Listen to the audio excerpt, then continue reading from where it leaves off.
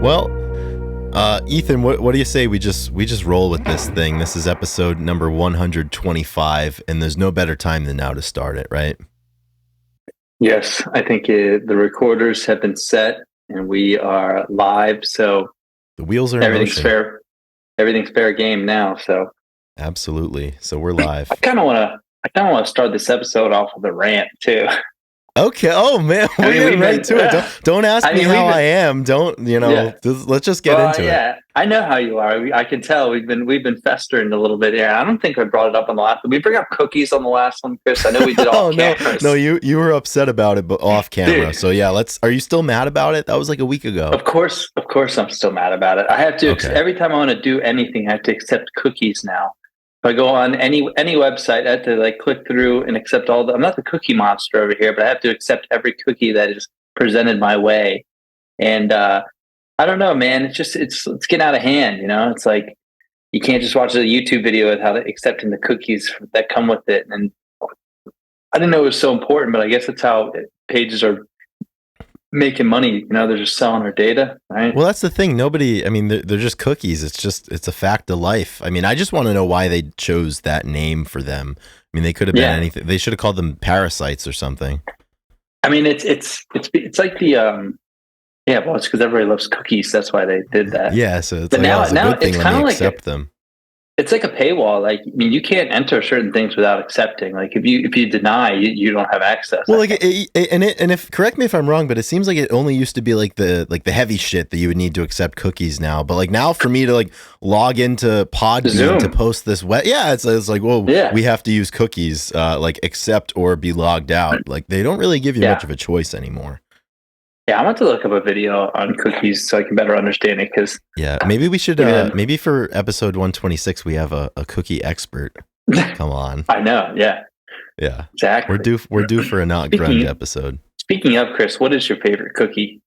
Oh man, dude, it's impossible. I love chocolate, like a good classic chocolate chip.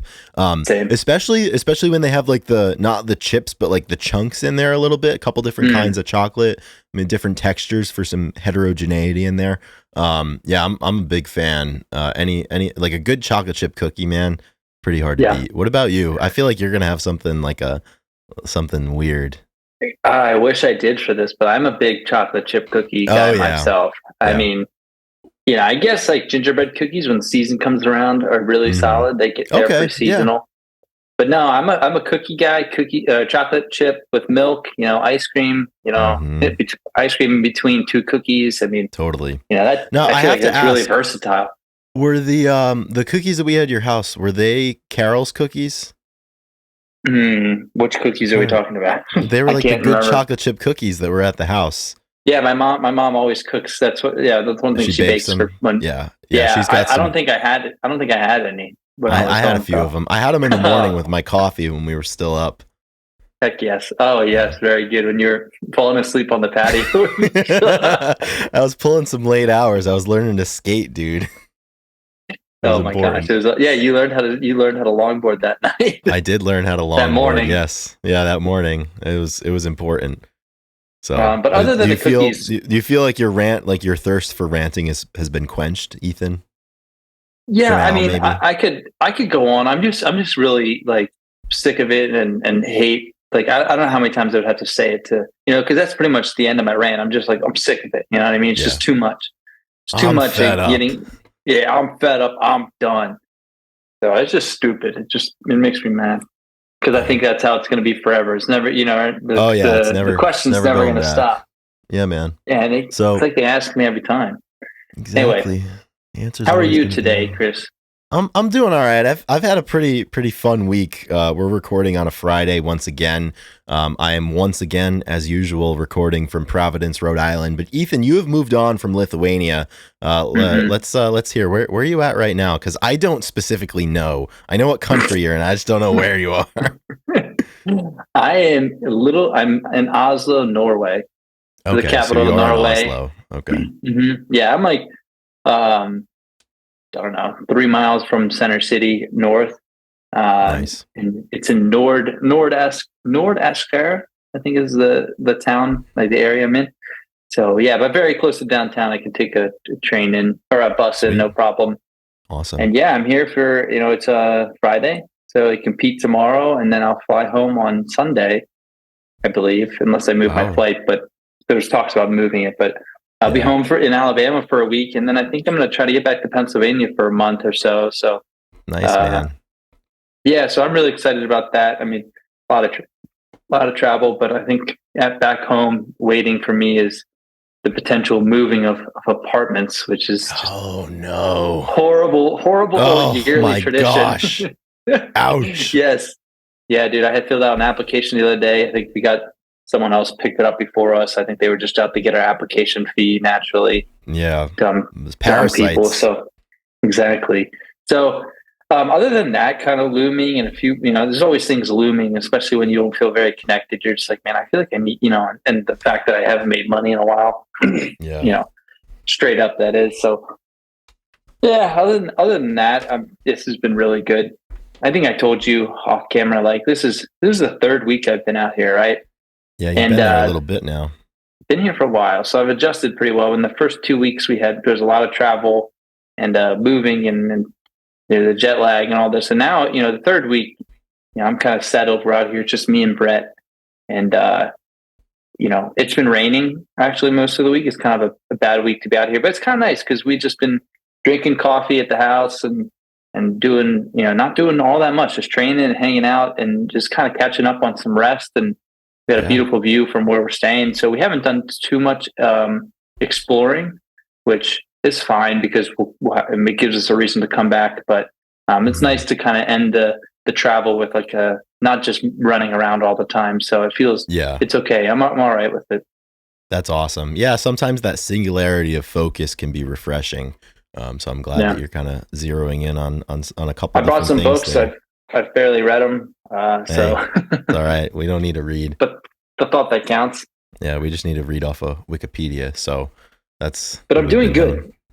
I'm doing good. I'm ready for this podcast to take its course. As they say. Yeah, all things must pass, Ethan.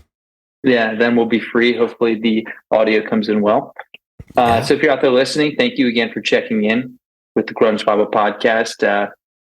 Some people take breaks during the summer for vacations, for this and that. I mean, a lot of people listen to these podcasts, Ethan, sometimes like, hey, just an update. Like, I'm going on vacation. Like, I'm not going to be around for August, so I'm just going to re-upload old ones, or I'm going to take a break. I mean, we don't do that. We don't take breaks here. Me and Chris talked about it, and we just physically couldn't do it. Like. It would be easy for us, but we'd be letting ourselves down to everybody else. And it probably is not true. I'm sure you guys wouldn't care. But for some reason, I'd like to think some of them would care. Oh, yeah, of course some of them would care. But at the same grand scheme, life goes on. Yeah, exactly. Yeah, so we're doing our best to bring out some good stuff. And it works out because you went and saw a concert in the beginning of the week that we need to talk about that's in the vein, a very important experience. So we're going to get into that, and then we're going to talk about an unplugged session that never happened, that maybe we could speak some, I don't know, some imagination, concert vibes. We're going to be builders today. We're going to build our own set for Soundgarden Unplugged, the only band of the big four that never did an unplugged show for MTV. So I think that'll be a fun exercise. And we've done that a couple of times in the past with different parameters. I know we built our own dream grunge set out of all the bands, so this will be a good one. And I've thought about it before in the past. It'll be fun to kind of come together and put our ideas. But the first things first, I got to talk about this Queen's show. But before I do that, I do need to thank all of the individuals that support us. That help this podcast go, so we can't take breaks. Because there's people who are paying for this show, and there's a new one. And there's a new one, yes. Which means we definitely had to do this podcast. Yeah, we had to do this one. So I haven't been keeping track, Ethan, but I think we're on our longest hit streak ever for ringing the bell. So we have a new member of the top tier supporters on Patreon. So I would like to thank Pile of Punk for coming aboard. So I was chatting with Pile of Punk when they came on board. And they said, thanks for all the content. I was raised on a diet of grunge as a kid growing up in the 90s, but only just discovered your podcast, and I'm enjoying reliving it through you guys and your catalog of episodes, including the trauma of the first time watching the video for Black Hole Sun. So what I love about Pile of Punk right here is they said, they're going back because they just recently discovered us. That's great that we're, even now still we're reaching new people. But Pile of Punk immediately discovers our show, starts listening back into the archives, and while they're doing that, they choose to become a top tier supporter on Patreon. So, I mean, that checks off all of the boxes, for getting some skin in the game. So thank you, Pile of Punk, for your choice to support us. If you're just discovering us now, we've got, over 2 years of episodes for you to go back and listen to. And, we've got a lot more coming down because we don't take breaks. Every single week we're going to be here. 2 years, man. That's crazy. I thought maybe Pile of Punk would say that they could relate to the shocking disappointment of singles. Yeah, but I think a lot of people can. Maybe they can. I don't. We'll have to ask. We'll have to connect with Pile of Punk again. But Pile of Punk joins a stellar crew of top tier supporters on Patreon. And at this time, I would like to thank them. I would like to thank Carlene Salona, Jade Mercado, Alexa Shannon, Marianne, Blue Owl, Fuck Soup, Jamie Lynn, Laura and Irene, Rachel Corning, Millie, Doug Endy, What the Fuck's Up, Denny's, Black Hole Sean, Chris LSMS, Nikki Six, Kara K, Captain High Top, Alex Long, Fresh Tendonitis, Seattle 4 Fanboy from New Jersey, Faith Bittner, Eddie Vedder Got Me Through My Second Divorce, Brother Nature, Granny Grunge, Keith White, Corden Stewart, Julie Van Siever, Epona, Sherry Matthews, D-Boat, Gochu John, and Eric R. Berry. So thank you all once again, as we do every week. We got to give thanks sometimes. And Ethan, I had the thought at the top of the episode. I was thinking to myself, I was like, I want to get through an episode of the Grunge Bible podcast without cussing. Like, I'm just not going to swear for a whole episode, but I fundamentally can't. Oh, we can't. I can't do it because fuck Soup and What the Fuck's Up, Denny's. So, I mean, at this point, I've already said a couple of swears. So, all bets are off at this point. Yep. And the words of Fred Durst, if you say fuck one more time in this motherfucking song, that'd be 48 fucks in this fucked up song or something. Exactly. You're exactly right. Oh, yep. It's not possible. So no, it's not possible at all. If the parents are listening, I don't know what to say. My condolences. We have to swear. It's in the people's names. Sometimes. Yeah. So so we obviously are in summer mode. So we're coming up with some different topics, and you came up with this idea to use Soundgarden to create an unplugged set, and you wanted to put it in the time of 94 when all this was going on, rather than just using the whole catalog. So I really enjoyed just using the 2 albums, Bad Motorfinger and Super Unknown, for this, and the older stuff from the 80s. Can't forget about Louder in Love. Did you Ultra Mega? Okay, well, I mean, you'll have to wait and see what my list is if I included some older ones. Yeah. So did that help with your decisions, Chris? Were you trying to pick time frame, how did you go about kind of thinking about this idea? So the way where I placed them in time, like we said, 94, so right after Super Unknown had come out. So I think that was a good point because 94, 95, 90, 92, 93 obviously as well, kind of like the sweet spot of the Unplugged eras. Obviously, I mean, you had Pearl Jam in 92. I think STP and Nirvana were both in 93, and Alice in Chains would come on later in 96. But I felt like this was a really good point, and also just from the construction of our sets. I'm glad that Down on the Upside is not a part of this, just because there's a lot of acoustic influence in that album already. So I think this is a good opportunity where we could take a lot of their maybe heavier songs and put them out there and just kind of think about and hypothesize what it would sound like in an unplugged setting. So I kind of approached it they shot MTV Unplugged hypothetically during the album cycle of Super Unknown. It's out, so they're going to want to play some of their songs from Super Unknown. Maybe they play the hits, maybe they don't. Maybe it's a little too early to see which ones have solidified themselves. So that's kind of the approach that I took. Did you take a similar approach with this? Yeah, absolutely. Really similar. I'm kind of looking, and I mean, honestly, yeah, kind of picking what they probably, exactly. They probably want to play a lot of their stuff that's coming out, kind of unreleased stuff. Because we got that with some of the other bands with Alice and some of the different songs that were made just for this, or covered just for their set list, like Nirvana and stuff, some special edition stuff. It's supposed to be special. I mean, it's a one-time thing. Mm-hmm. So I picked primarily from BMF and Super Unknown, and then one from Ultra Mega, basically. Okay. Did you use all four then? Did you use some of the 80s I did stuff? something similarly. It was I think Super Unknown has the most representatives, just in the vein of it being the most recent album. If this were to have happened in '94, I have some Bad Motorfinger, and I also have something from Louder Than Love as well. So Perfect. something from a little bit older, but selfishly, if they were to have done an Unplugged, I'd want them to almost exclusively live in the world of Bad Motorfinger and Super Unknown. So Yeah. my set I list only picked reflects two that. songs from I only picked two songs from Bad Motorfinger. I That's all didn't right. I mean I was thinking, like, I mean, of course, so we love Soundgarden for BMF and all this stuff to do, how heavy it is, and so you have to be able to listen to it and figure out how they would do it, like acoustic unplugged, and that's the challenge Mm-hmm. sometimes. There's a few songs that can go really well, but I didn't want to like push it. Like, I would love to hear Jesus Christ Pose, but like I couldn't really imagine Or like a it. I would need 15-minute acoustic jam of Slaves and Bulldozers. yeah, like I don't know. I was hard for me to so I didn't put them on the list, even though like I wanted to do something like that. Yeah. Um, but yeah, and I picked like five from Super Unknown, which they Awesome. all should be on there. I think. I mean, obviously, like Black Hole Sun's going to be on there, and I think that that's would be like if that happened, if they had an unplugged session from '94 and they played that, and that was one of the first times that anybody heard it, that would be the lasting memory from this band, probably, rather than the music video or something like that. Like, that would be really iconic today. It would have to be, right? Yeah, well, and the crazy thing too is you would have the juxtaposition at the time with what the Black Hole Sun that everybody knows from the music video and from the album, juxtaposed against an acoustic version, because Chris Cornell wasn't playing solo acoustic shows in '94 and '95 in that era, Right.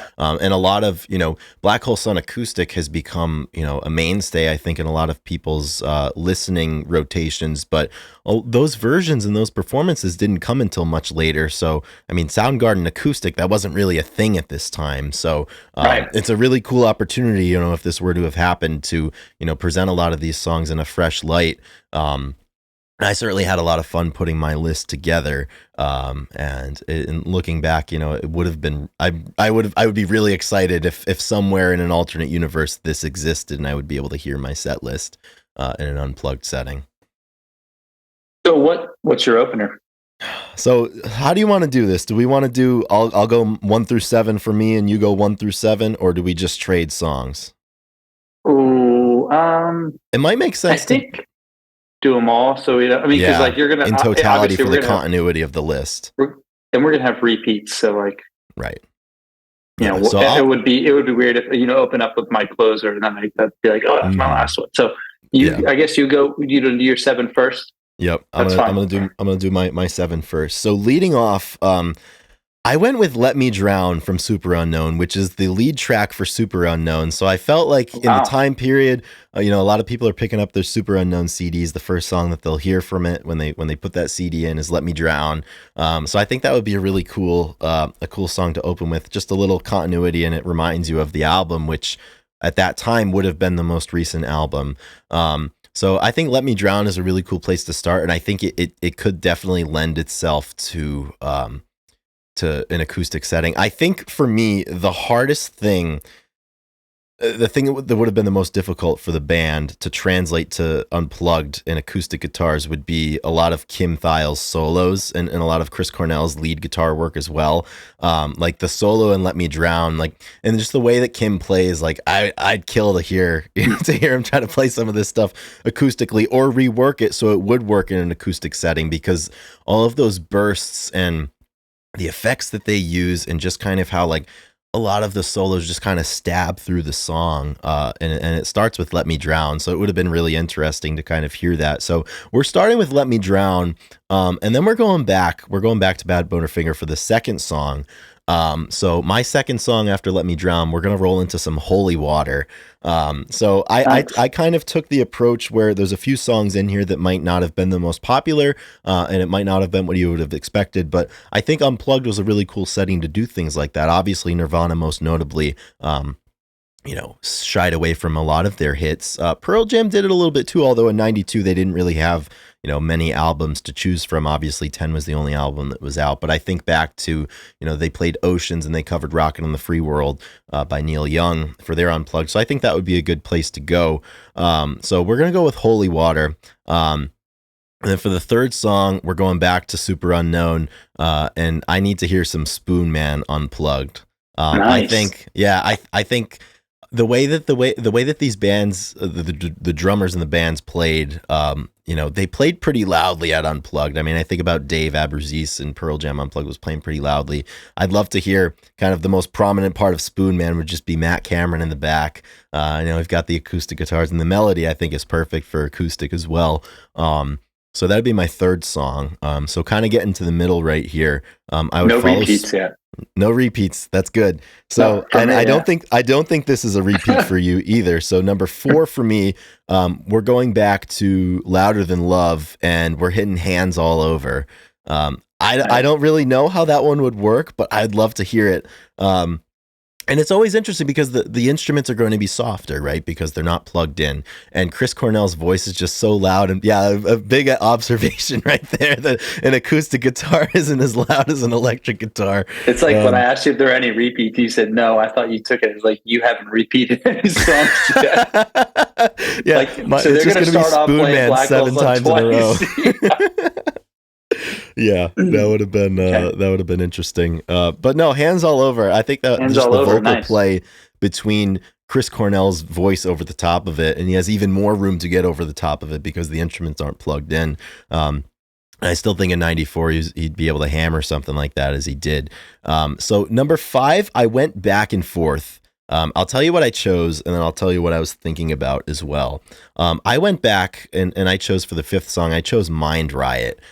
Just because middle of the set, we're kind of coming down the mountain a little bit, and Mind Riot was a little bit more of a subdued song, particularly when they used to play it live. For most of the song, when they played it live in the Bad Motor Finger era, it would basically just be one guitar and Chris Cornell singing with, just sparse accompaniment from Matt on drums. So I think they could have taken that direction, and it would have lent itself really well to this setting. The one that I was on the fence about including, and I'm having a little bit of buyer's remorse here. I was thinking about if they did their cover of Smokestack Lightning, which I think was on Ultra Mega OK. But so they reworked it a little bit for Ultra Mega OK, kind of in a different way than what was known, in the traditional blues version of that song, Smokestack Lightning, Howling Wolf. I think it would be really cool if instead of how they did it how Howlin' Wolf did it for Unplugged. I think that would be really cool. Get a little bluesy in there. I haven't seen that. Yeah, a little bit more of a swingy drum there with the blues. I think that would have been a cool one. But I committed to Mind Riot, so it's going to be Mind Riot. But we're just going to place that thought out there in the world and see how people think about it. So Mind Riot, like I said, I would presume for Unplugged a little bit more subdued, and then we're going to roll into the 6th song, the penultimate song, with Like Suicide from Super Unknown. And this one, I think on one of the reissues, the deluxe version of Super Unknown, there was an acoustic version of Like Suicide that came out, I think for the 25th anniversary or whenever they did it.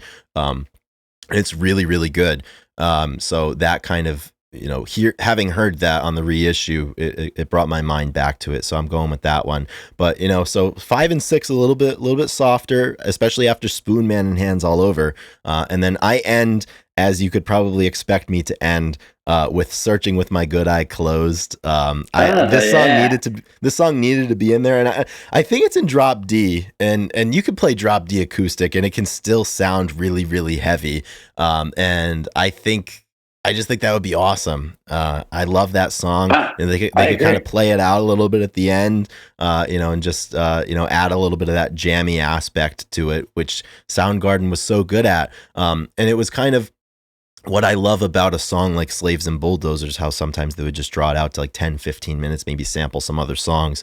I didn't think the unplugged setting would be good for a song like that. So I went with one that I thought would be, which is Searching with My Good Eye Closed. So in review, my 7-song hypothetical unplugged set from Soundgarden, they had done unplugged in 1994, would be Let Me Drown, Holy Water, Spoon Man, Hands All Over, Mind Riot, Like Suicide, and Searching with My Good Eye Closed. So that's what we did. Are there any repeats on these lists?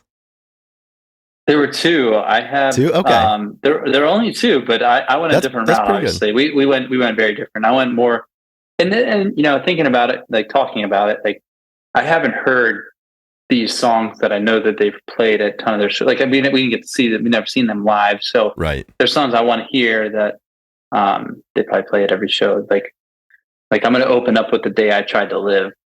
Oh yeah. And right. I mean, it's just like, I mean, and it would be an awesome, I think it would be so good acoustic, and we know this. And, I want to be able to hear it. But you went into a few different songs that, most people probably wouldn't pick from it.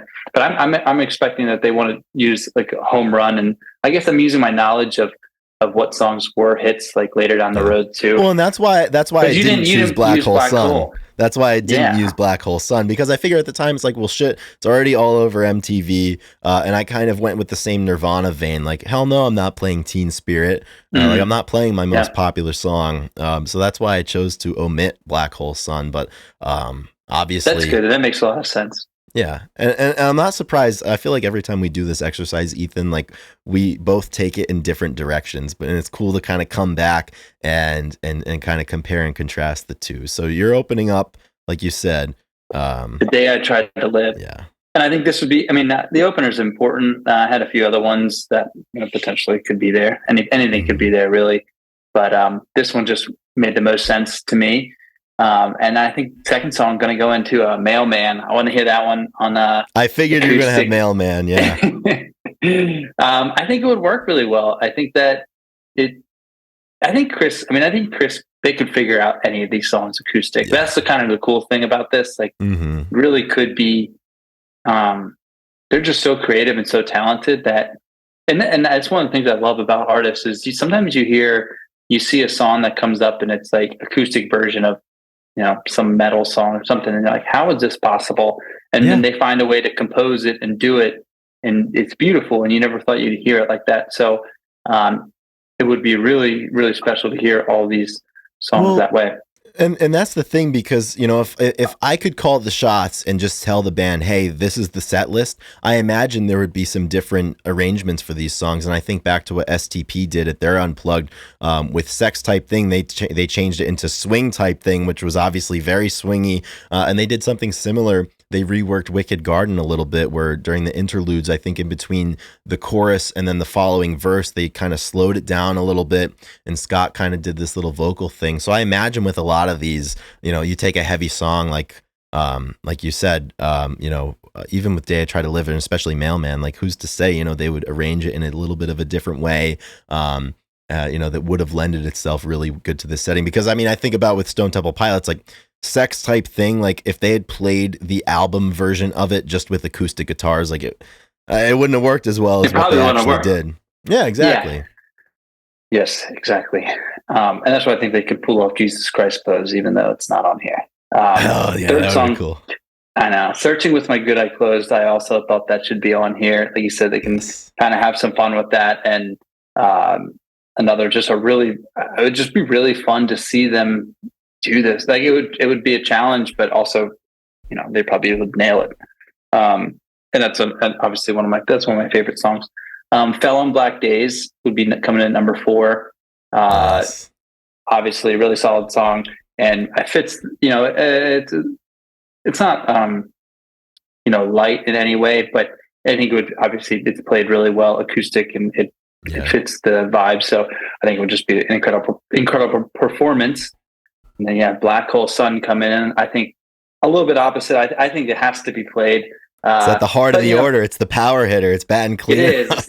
It's number 5. Yes, this could be the end, and then they come back for the last 2 songs. But I think that with it being potentially the first time that the world hears it, I think that's a cool opportunity, depending on when the concert falls.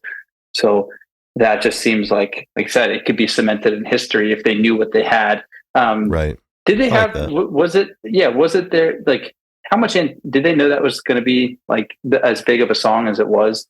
I mean, it was one of It was off to the races once the music video was released, obviously. Yeah. So I guess it would depend on at what point in 1994 this hypothetical unplugged set occurred. Yeah, because like we talked about before, I mean, it's really different than the stuff the albums from before, and it's a much more psychedelic kind of song and stuff. So, and people obviously enjoyed that. I think and number 6, Room 1,000 Years Wide. Did you put that? Did you have that one on your list? I did not have Room 1,000 Years Wide. I had Mind Riot. Yeah, Mind Riot. Yeah. Which is funny. Which is a wild pick. Not a wild pick, but that's a good one. Yeah, Room 1,000 Years Wide. I think that one and Searching are the only 2 Bad Motorfinger songs on there. Okay. And those are good picks. Again, I think that this one would just be really fun to hear. Hear the guy, hear the bass. Ben Shepherd, I feel like his bass line and whatnot. And obviously Chris in every aspect for all these songs. He can't get enough acoustic Chris. See what he can do. And I had Like Suicide as my final song as well. I had Beyond the Wheel. I was kind of going between the 2 of them potentially, but I left off Beyond. I think Like Suicide is a really good finisher. I think you had that right at the end of the set as well. Right? Yeah, it was my second to last song, exactly. Yeah. What was your last song? Sorry. Mine was Searching with My Good Eye Closed. I wanted to end big. Yeah. That's cool. That would be really cool. And yeah, Like Suicide, I mean, that can obviously be, they could do that really kind of big as well in an acoustic way. Yeah. I think with him kind of belting out at the end and kind of going, and who knows, it could end with a nice hanging kind of Kurt Cobain-esque type thing and something you can. I think that would be that's got to be the closer in my mind. Like I'm really, really set on like The Day I Tried to Live to start, Black Hole right in the middle, and then Like Suicide, and then kind of fit some Bad Motorfingers in the middle. I think 7 songs wouldn't be enough, but it's a really, I mean, both these set lists are just jam packed with so much stuff. And we talk in hypotheticals a lot, but the Soundgarden Unplugged is at the top of the list. I mean, this would be special, you know what I mean? Yeah, this would be so special. And I think 94, 95 would have been the perfect time for it because obviously from Super Unknown to Down on the Upside, they made the conscious choice to include a lot more acoustically driven songs. I mean, you think about like The Burden in My Hands of the world. So I think in an alternate reality, maybe they play Unplugged in 94, early 95, and that experience kind of inspires them to do more with acoustic guitars later on, and it would have fit perfectly as kind of a teaser of a lot of the sounds that you would hear on Down on the Upside when that album would come out a couple of years later. So I think the timing makes sense, and I mean, Soundgarden, they were top of the world, you know, in the aftermath. Curveball though, what if, you know, if they were doing this, what if Chris had like already written up, you know, a demo for Blow Up the Outside World or something like that, and he'd come in and play that, something that wouldn't come out for 2 years later. Yeah, well, and that wouldn't have been unprecedented. Stone Temple Pilots did that. I think Big Empty was debuted at Unplugged because Purple had not been released yet, and they played it. They're like, you know, this is a new one off of our next album. It's called Big Empty. So what would you sorry, what would you pick from Down on the Upside if you had to throw one in there? Had to throw one extra song in. If I had to choose from Down on the Upside, Ty Cobb, right? Imagine Ty Cobb. I was gonna say, or Never the Machine Forever, the slightly less known entity that we discussed, the Kim Thayil version. Oh man, I think honestly, if I had to pick one, it might be Overfloater. Oh. Yeah, Overfloater would be sick. Overfloater would be sick. Yeah, I would love some Overfloater. You know, it's a little bit of a longer song, so they could kind of extend it out a little bit, like they like to do. I think Pretty News would be pretty cool acoustic.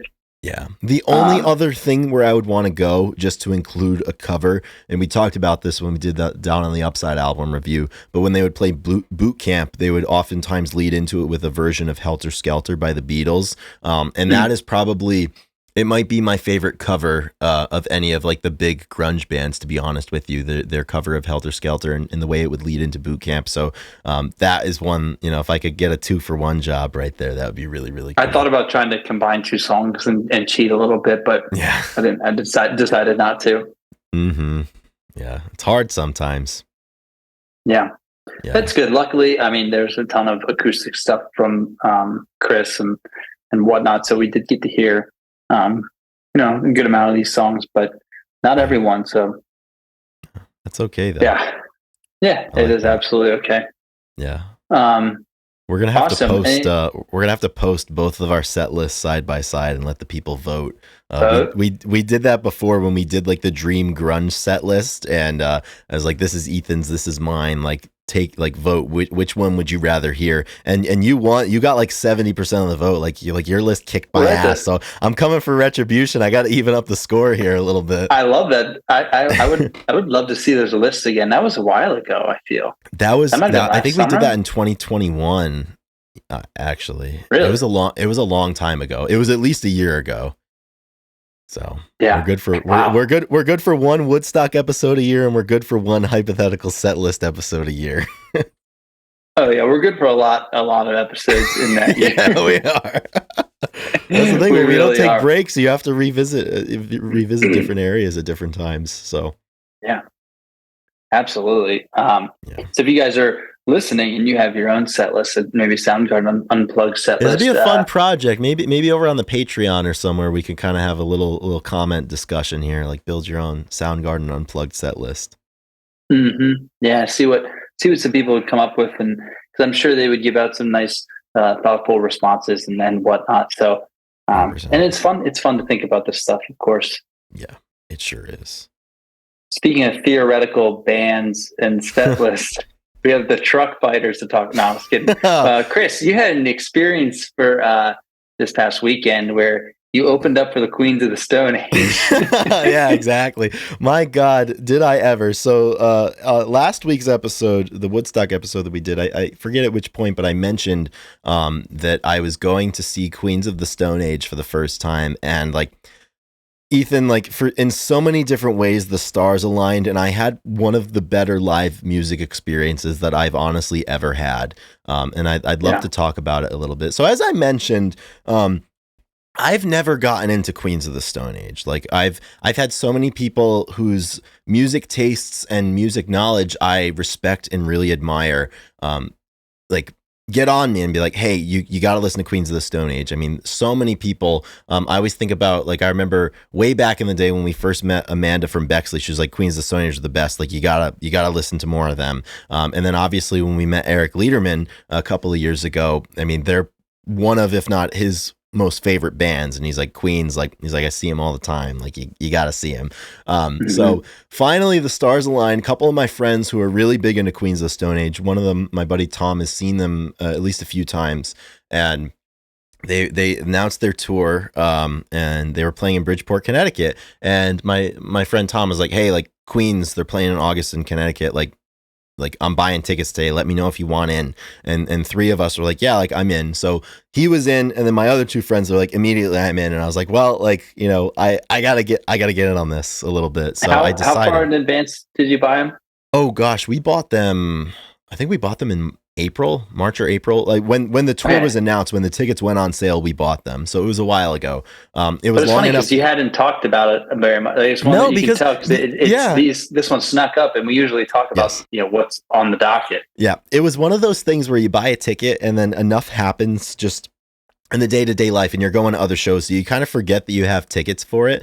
And last month, like a month before the show, like we texted one another like, hey, like it's a month away, and I was like, oh shit, like I forgot I have tickets for that. And then case in point, a couple of weeks before the show, like a week and a half or 2 weeks before, I was like, oh shit, like I forgot, like I'm going to this thing. And I had the desire. I was like, I made the point. I was like, all right, like I'm going to do my homework. I'm going to listen to some Queens beforehand, get acquainted and go. And then I got like 4 or 5 days out from the show, and I was like, you know what?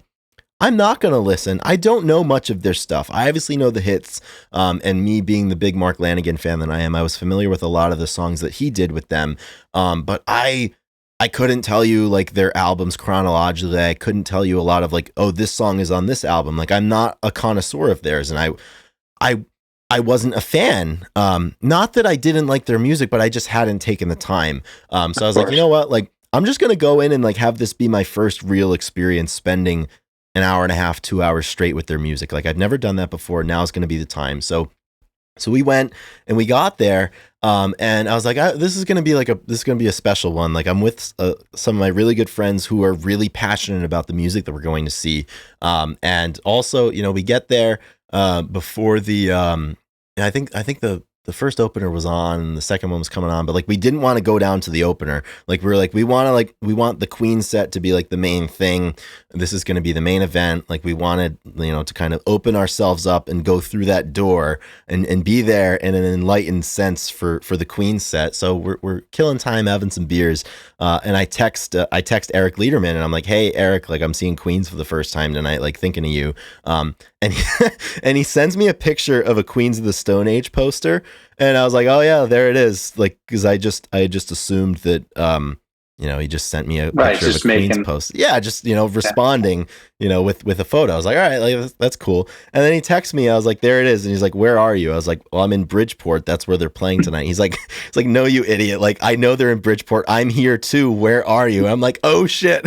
And like, I told my friends, like my friends didn't, a couple of my friends know that. I think they all know that like Grunge Bible's a thing, but one of them didn't know the podcast was a thing, and I don't think any of them listened. So the amount of time that I had to be like, hey, there's this guy that I need to go see. Like, he's been on a podcast that I'm now telling you that I have a couple of times. And he's a producer for Late Night with Seth Meyers, but he's also like heavy into the world of drumming and music. And like, he's here. I got to go see him. And like, I didn't do a good job of articulating it. I was like, guys, like there's a guy that I have to go see, like come with. So like we walked down and like we found Eric, and like, it was absolutely awesome. It was like 20 minutes before Queen started. Got to meet up with Eric a little bit, chat with him, kind of discuss some of like my thoughts going into the show. And I was like, hey man, like, I was like, if I could hear, like we were talking about Queens, and he's like, I'm telling you, like, you guys got to, like, you got to get into it. Like you and Ethan have to do your homework. Because like we should do a Queens episode, but you guys have to be ready for it. And I was like, well, I just don't know what to expect, And he's like, all right, well, what's your favorite song? I was like, my favorite song is got to be In the Fade. Like if they played that tonight, like I'd lose my shit. Like that's my favorite song. Lanigan did vocals on it back for Rated R, I think in 03. I was like, I'd love to hear that tonight. And he's like, oh, like you stand a good chance. Like they just played it the previous show for the first time all tour. I was like, that's the one that I want to hear. So we had pit tickets. So we went into the pit, and Eric was watching from the side of the stage. So we're down there, like I'm texting a little bit with Eric, and when Queens came on, like I'll tell you, like I said, I'd put myself in that situation and in that mindset, and I'd kind of like try to open myself up as best I could. Ethan, I was blown away by Queens of the Stone Age. Like I fell in love with them. I absolutely fell in love with them. They opened up with No One Knows. And it was really cool too, because like they opened up with a song that I knew. So I was like, all right, like it was an easy entry point. I was like, I'm in, like, I know this song. Like I know like the changes in the song. I know the beat. I can kind of get moving to it a little bit. And they played for like, I don't know, like an hour and a half, hour, 45 minutes. And I didn't know many of the songs, honestly, because like I said, I don't know Queens, but I was just in awe of everything that was going on the stage, dude. Like, just masterclass. Yeah, just absolute masterclass class of musicianship. I mean, Josh Homme is pretty incredible, and I've come around on Josh. On the drums. Yeah, John Theodore on the drums, dude. He was absolutely remarkable, and they just like, it's so strange too, because for me, talking about like this was like one of the best experiences I had, and for everybody in the band, it's like, all right, like this is just like it's like the second of 6 shows we're going to play this week. It's in Bridgeport. Like we've done this hundreds of times. Like, and it's always fascinating to me. Like they don't mail it in, like they come guns blazing. And dude, it was such a tight set. It was such a loud set. It was moving. It was really loud. Yeah. And it was, and being in the pit was absolutely perfect. I was with my guys. Like, we were all into it. I was texting Eric like back and forth, and he's like, be careful. He's like, obsession is imminent. Cause I was like, dude, like I text him like 30 minutes in the show. I'm like, Eric, like, I think I'm in, I think I get it. He's like, be careful. And then they keep on going. I mean, and for me, the pinnacle of it, so they played 17 songs, but the 14th one, they had played Little Sister for the 13th song, and they took a little bit, kind of like a natural break where they weren't going song right into a song. They kind of stepped back from the mic a little bit. And then Josh is like, he's like, there was a man named Mark Lanigan, and like, dude, my eyes welled up. I was like, I know what's coming. Like, I know they're going to play In the Fade. Yeah. He's like, it's like this man named Mark Lanigan, he's not with us anymore. Like, he sang on this song. This one's for him. This is In the Fade. And like my friend, my buddy Tom, who like knows how important Mark Lanigan is to me, like he was like, because I was telling them before, I was like, I want to hear In the Fade. And it started to play, and like Tom puts his arm around me, and I'm like, I'm starting to cry a little bit, which I haven't cried at a show since I saw Pearl Jam with you for the first time when they opened with the Release. I wasn't ready for it, dude, and like it was just like, it was also the first time in my life that I saw somebody who had a direct connection to Mark Lanigan and actually reference him. So like that was really special for me. And to play, my favorite song of that band's that he sang on, it was just a lot to handle. So like they play that song, like I'm like wiping the tears from my eyes. Oh, yeah. And like the song ends and like I'm just like standing there like, oh my God, that was absolutely amazing. My friend Tom puts his arm around me again, like we like do like the bro hug thing. And then he starts like, he like takes my shoulders and like turns me to my right. And like I'm right. I'm like looking at the stage. I'm like, Tom, why are you turning me away from the stage? He's like, no. He's like, look. He's like, turn around. I turn around and like I'm on like my sensory everything is like kind of like overloaded at this point just because of that moment. I wasn't ready for it. He turns me around and standing behind me is Eric Lederman. Eric came down for the last little bit of the set, and by happenstance he found where we were standing. And like he had known, I had told him that In the Fade was the one I wanted to hear. So like I see him like we like bro hug or whatever. And like I begin to attempt to talk to him and explain like how I'm feeling. And he's like, no, he's like, turn around. He's like, go back in. He's like, now's not the time to talk. He's like, get right back into the music. And I did. And I thank him for that. Because they did In the Fade. They did God Is in the Radio, Go with the Flow, and then A Song for the Dead, which I guess they close with every time, but I didn't know that.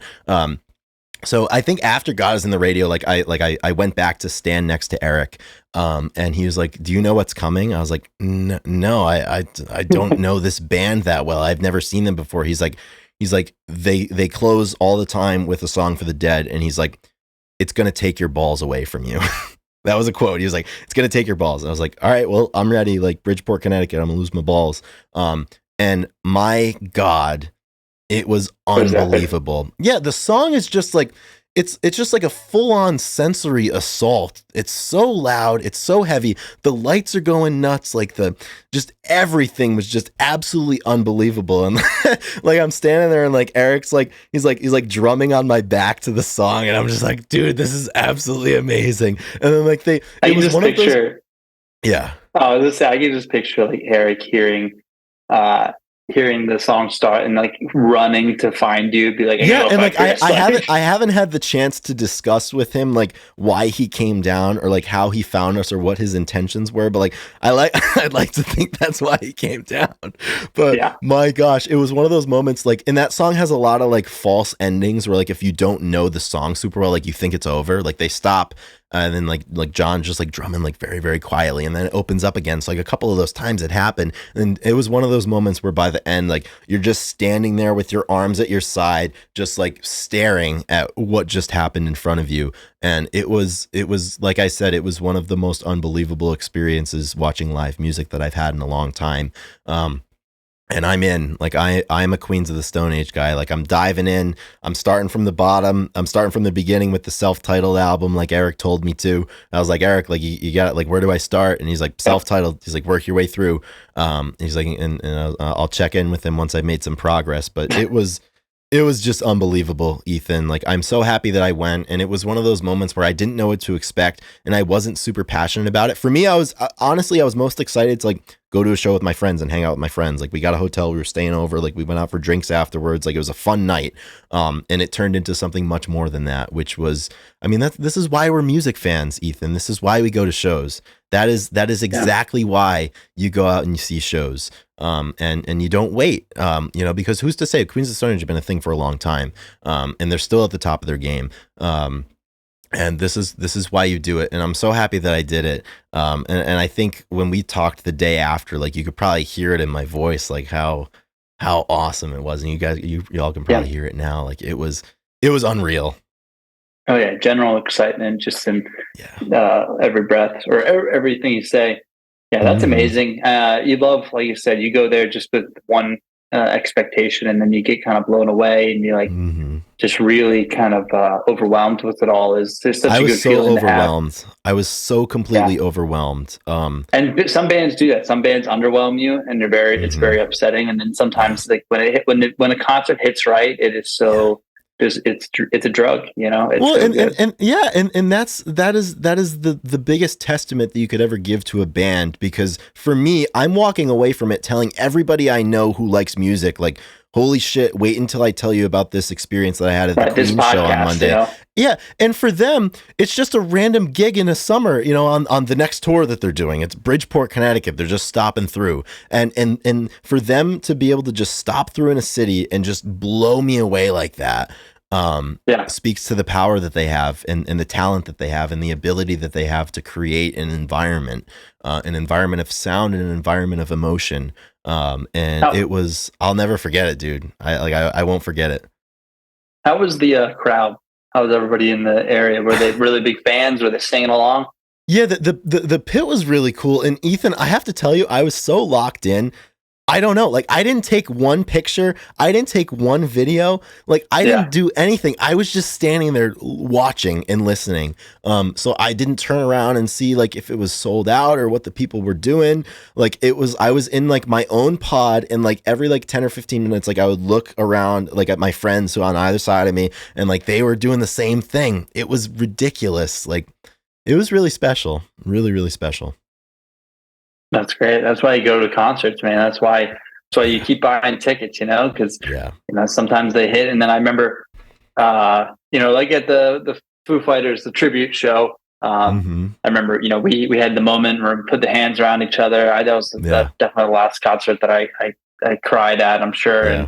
And it was like that experience that, like, it went for so long, but you just wanted to go longer. You just like Mm-hmm. still not enough. Hour 4, hour 5.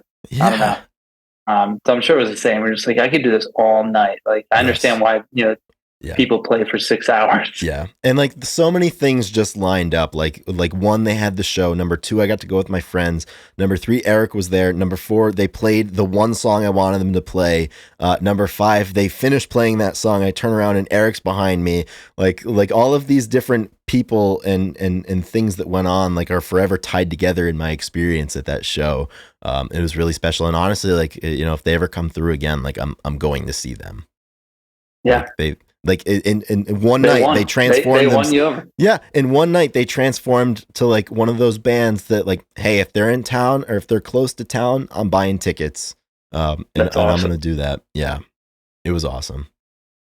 I wish you were there, Man, man. It would have been I sick. know. Now I say, make me really want to see the Queens. Yeah, yeah. Queens of the Stone Age. What a We'll good get you name. into What a it, good band name too. dude. What a good band. And it's funny because like I was a Caius fan for like I've been a Caius fan for a little while, like more of like stoner rock type stuff.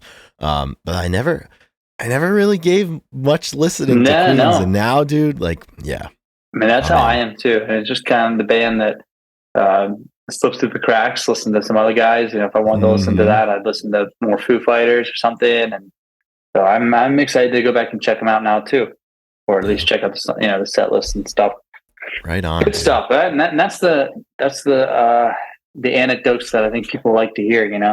Yeah, Free exposure for the band too. I mean, we haven't done an episode they on them definitely yet, need so it. Yeah, yeah, yeah, exactly.